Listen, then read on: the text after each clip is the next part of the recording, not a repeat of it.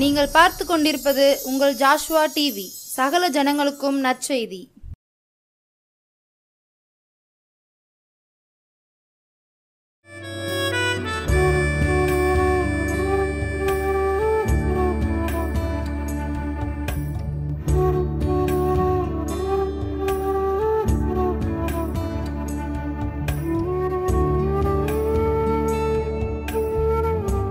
கர்த்தருடைய நாமம் மகிமைப்படுவதாக. அந்த ஜாஷ்வா டிவி நேயர்களுக்கும் இயேசு கிறிஸ்துவின் அன்பின் வாழ்த்துதலை தெரிவித்துக் கொள்கிறோம். இந்த காணொலி மூலியம் உங்களை சந்திக்க மிக்க மகிழ்ச்சி அடைகிறோம். ஜெபம் இல்லாமல் அந்த எழுப்புதல் நேரத்துக்காக ஆண்டவரே உம்மை நன்றியோடு உம்மை துதிக்கிறோம், ஸ்தோத்திரிக்கிறோம். ஆண்டவரே ஒரு விஷயம், ஆண்டவரே எங்களை தாழ்த்தி வெறுமையாக்குகிறோம். நாங்கள் எல்லாம் வச்சா நீங்கள் எங்களை ஆசீர்வதிங்க, பலப்படுத்துங்க. அப்போ மனுஷனை முகத்தை பார்க்குறோம், நானும் இருதயத்தை ஆராய்ந்து அறிகிற தேவனாக இருக்குன்னு சொன்னாங்க. அந்த வார்த்தையின்படி ஜெபிக்கிறோம்.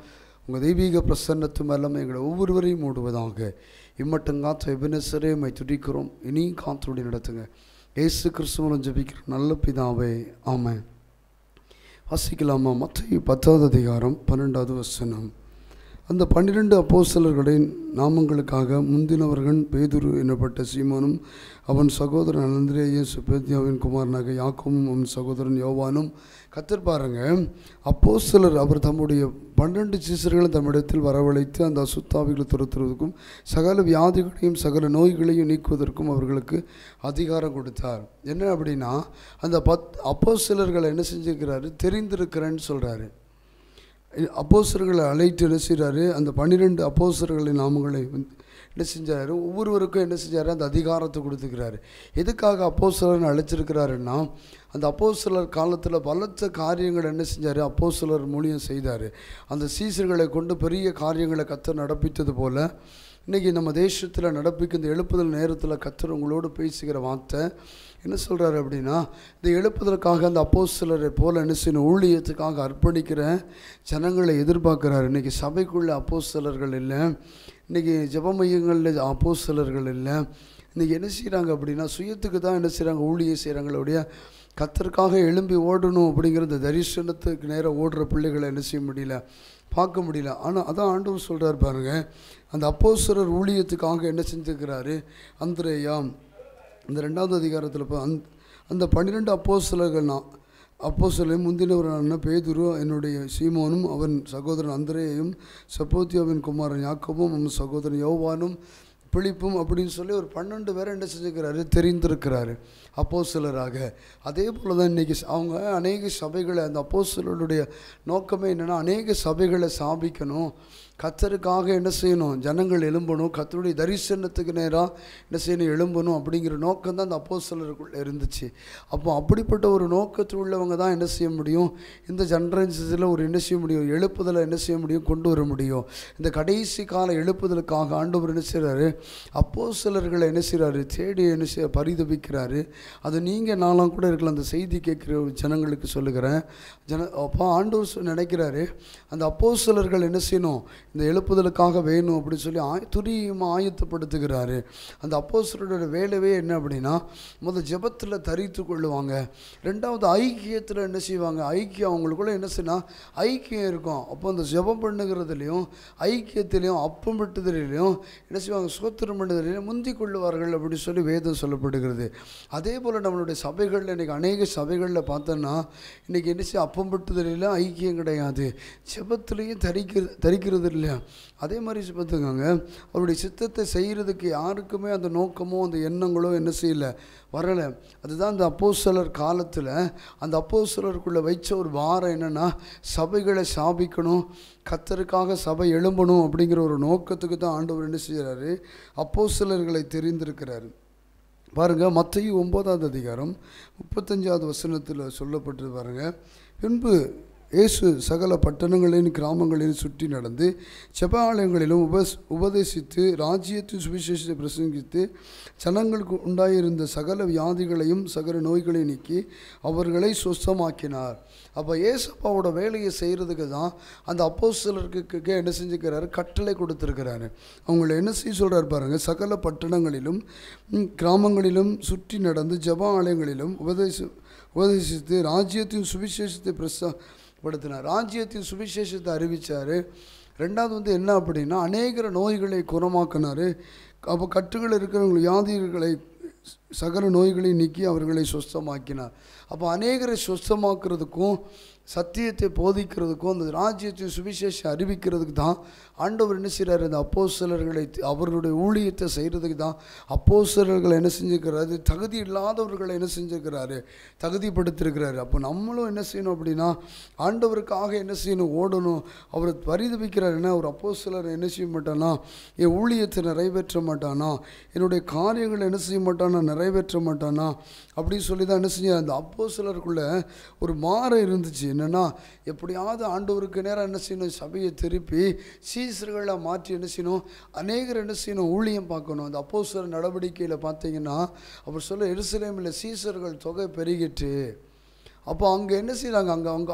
அங்கே நடக்கிற காரியம் என்னென்னா அப்பம் வெட்டுதலிலும் ஐக்கியத்திலும் ஜெபத்திலையும் சோத்திரம் பண்ணுதலையும் முந்தி கொண்டிருந்தாங்க. அப்போ அவங்க ஜெபத்தில் உறுதியாக இருக்கிறதுனால தான் கர்த்தருடைய ஆவியானவர் என்ன செஞ்சுக்கிறார்? பலத்த காரியங்களை என்ன செய்கிறாரு? சபைக்குள்ளுக்குள்ளே என்ன செய்கிறாரு? ஒரு அக்னியை போட்டு என்ன செய்கிறாரு? அநேக சீசர்களை எழுப்பி என்ன செய்கிறாரு? அனுதினமும் என்ன செஞ்சாங்களா? ரட்சிக்கப்பட்டார்கள்னு சொல்லி வேதத்தில் வாசிக்கிறோம்.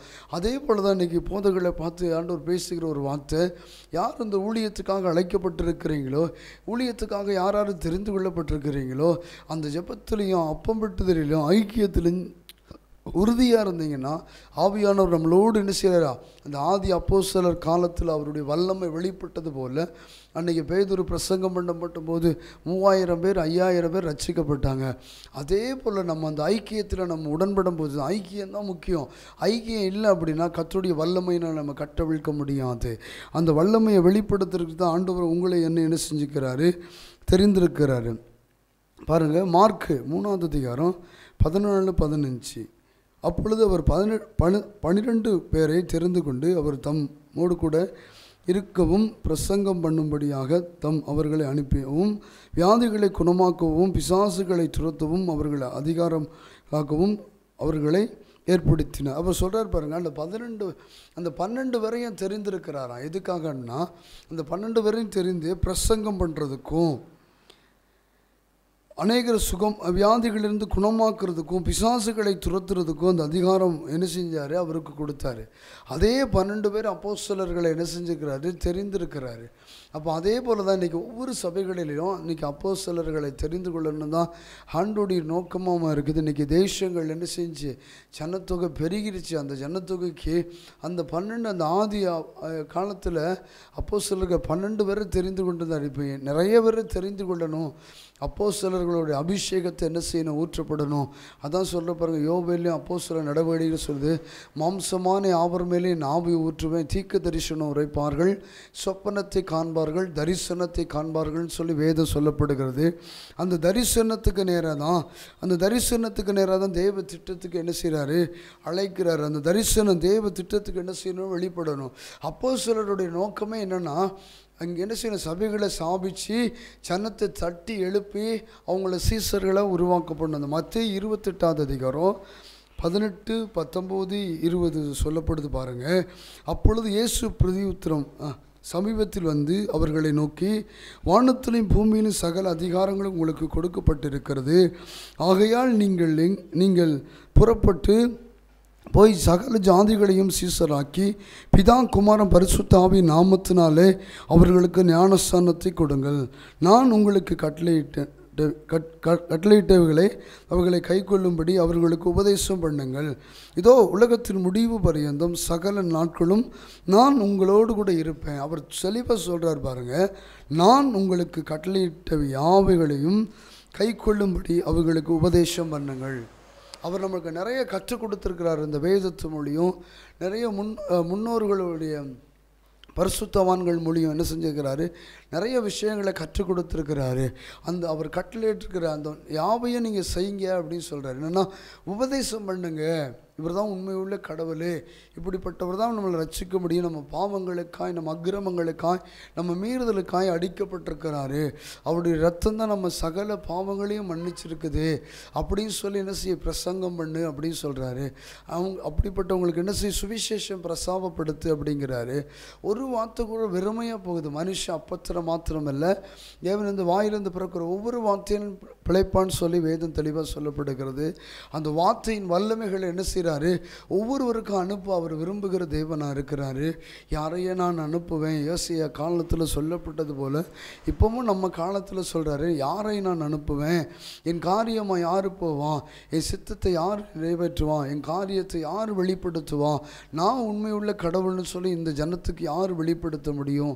கர்த்தர் சொல்கிறாரு, என் ஜனங்கள் அறியாமையினால் என்ன செய்கிறாங்க, சங்காரமாய் கொண்டு இருக்கிறாங்க. இந்த ஜனத்துக்கு யார் சுவிசேஷத்தை பிரசாபப்படுத்த முடியும், இந்த ஜனத்துக்கு யார் என் நாமங்களை பிரசாபப்படுத்தி என் வல்லமைகளை என்ன செய்யும் கட்டவிழ்த்து இந்த ஜனத்தை என்ன செய்யும் இந்த கடைசி கால அபிஷேகத்தை யார் கட்டவிழ்க்க முடியும். அன்றைக்கி அந்த 12 அப்போஸ்தலர்கள் மேலே ஒரு பெரிய வல்லமைகளை வைத்திருந்தார். அநேகரை குணமாக்கினாங்க, அநேகரை கட்டுகளை அவிழ்த்தாங்க, அநேகரை என்ன செய்தாங்க சொஸ்தமாக்கினாங்க, அநேகர் மேலே கைகளை வைக்கும்போது பரிசுத்த ஆவியின் வல்லமைகளை பெற்றுக்கொண்டாங்க. அவன் சொல்கிறாரு, வசனத்தில் தெளிவாக சொல்லப்படுகிறது, அந்த பரிசுத்த ஆவியானவர் உங்களுக்கு வளரும்போது நீங்கள் பலனடைந்து அவன் எருசலேமிலும் யூதாவிலும் சமரியாவிலும் சாட்சியாக நிற்பீங்க அப்படின்னு சொல்லப்பட்டது போல் அந்த அபிஷேகம் நம்ம மேலே இறங்கும்போது அந்த அபிஷேகம் நம்ம தோரணையை மாற்றும், அபிஷேகம் நம்ம நடைகளை மாற்றும், அபிஷேகம் நம்ம உடைகளை மாற்றும், அபிஷேகம் நம்ம பேச்சுகளை மாற்றும்.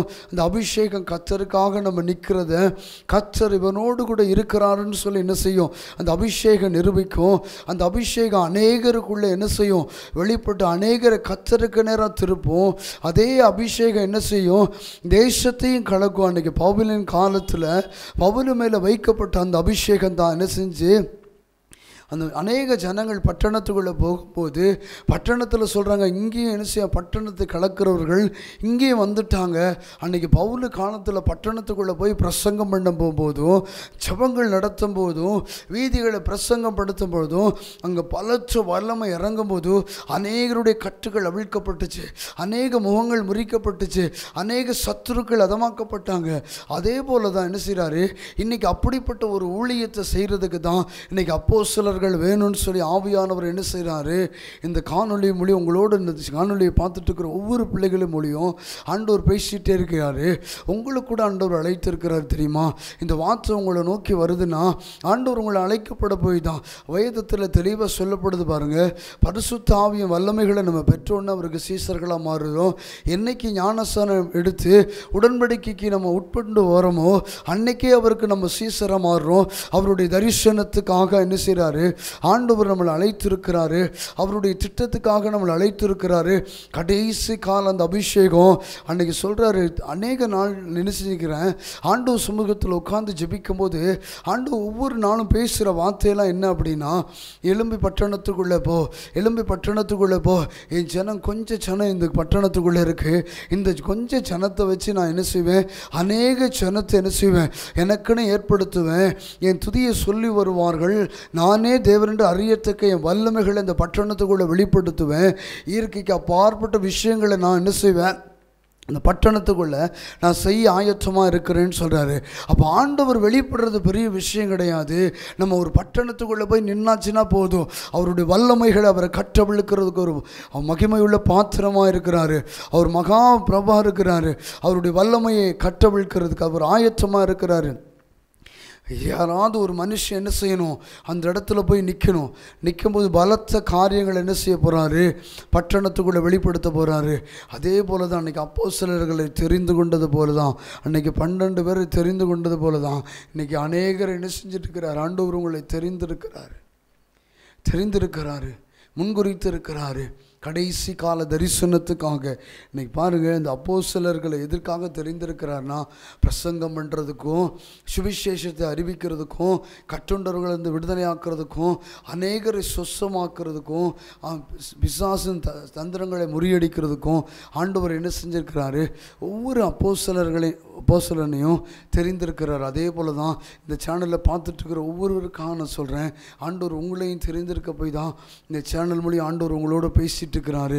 இந்த யூடியூப்பை பார்த்துட்டு இருக்கிற ஒவ்வொரு பிள்ளைகளுக்கும் சொல்கிறேன், இந்த யூடியூப் மூலியம் உங்களை பேசிகிட்டு இருக்கிறாரு, உங்களையும் தெரிந்திருக்கிறாரு. ஆண்டவர் யாருமே தெரிந்திருக்குன்னு சொல்ல முடியாது. மத்தேயு 28 சொல்லப்பட்டது போல் சகல சிசைகளை என்ன செய்ய சுவிசேஷம் அறிவிக்கிறதுக்கு சீசர்களாக மாற்றுன்னு சொல்கிறாரு. நீங்களும் என்ன செய்யுங்க, சீசர் தான், அவருக்காக எழும்புங்க, பவுல் சொல்கிறார், எங்களை தகுதி இல்லாதவர்களை என்ன செய்ய புது உடன்படிக்கைக்காக எங்களை தகுதிப்படுத்தியிருக்கிற தேவனுக்கு நான் சோத்திரம் செலுத்துகிறேன்னு சொல்கிறாரு.